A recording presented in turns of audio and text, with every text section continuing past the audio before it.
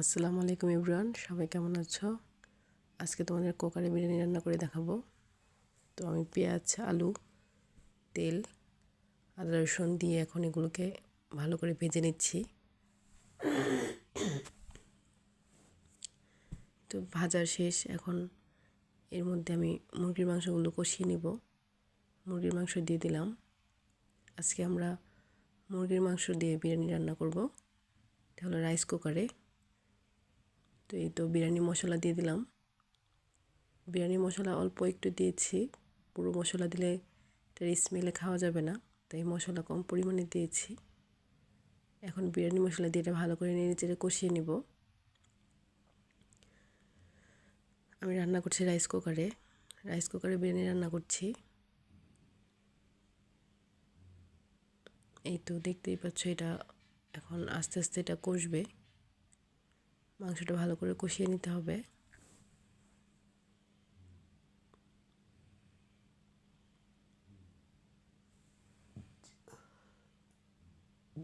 ভালো করে মুরগিটা না কষালে এটা একটু গন্ধ গন্ধ লাগতে পারে। তো যেহেতু ফার্মের মুরগি, তাই ভালো করে কষিয়ে নিব। মুরগির পিসগুলো আমি একটু বড় বড় রেখেছিলাম। এই তো আমি অনেকক্ষণ সময় নিয়ে তারপর এটা কষাচ্ছি।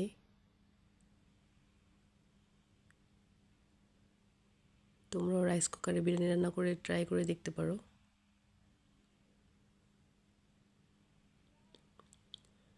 এই তো আমি ঢেকে দিয়েছিলাম। মাংসের কালারটা চেঞ্জ হয়ে আসছে। তো যত কষবে তত এটার কালার চেঞ্জ হয়ে আসবে। তো লাগতে দেওয়া যাবে না, কারণ আচারের মধ্যেই রাখতে হবে, নয়তো নিচে দিয়ে লেগে যাবে।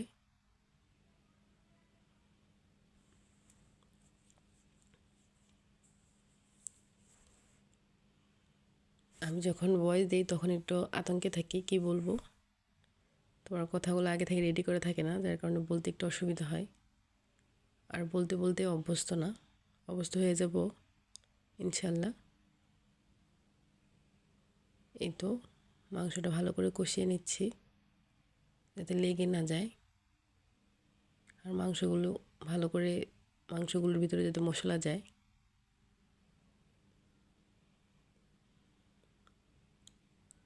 আমার ভিডিওতে অনেক ভুল ত্রুটি হতে পারে, এটা সবাই ক্ষমার দৃষ্টিতে দেখবেন।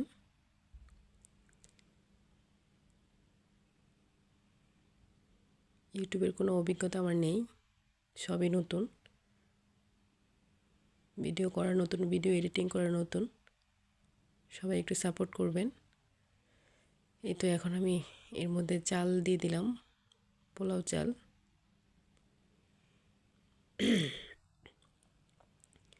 এখন চালগুলোকে ভালো করে মিক্স করব।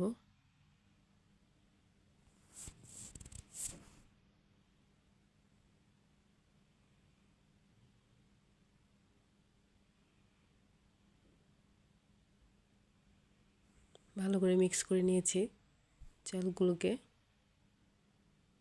এখন ঢেকে দিলাম।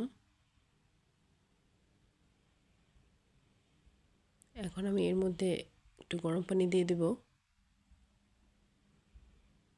অল্প পরিমাণের পানি দিয়েছি, যেহেতু রাইস কুকার ভাপেও হয়ে যাবে, তাই অল্প পরিমাণের পানি দিয়েছি। এই তো আমি আবার ঢেকে দিলাম।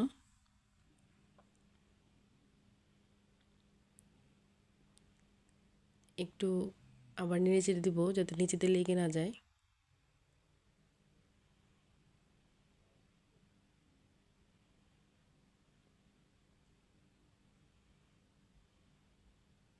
এই তো পানিগুলো খেয়ে ফেলেছে।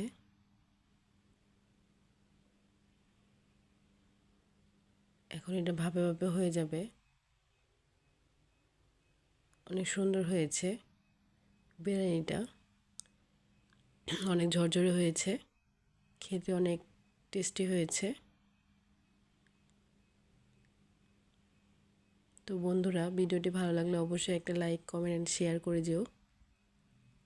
আরও ভিডিও পাওয়ার জন্য অবশ্যই সাবস্ক্রাইব করে যেও। ভালো থাকবে, সুস্থ থাকবে। আল্লাহ হাফেজ।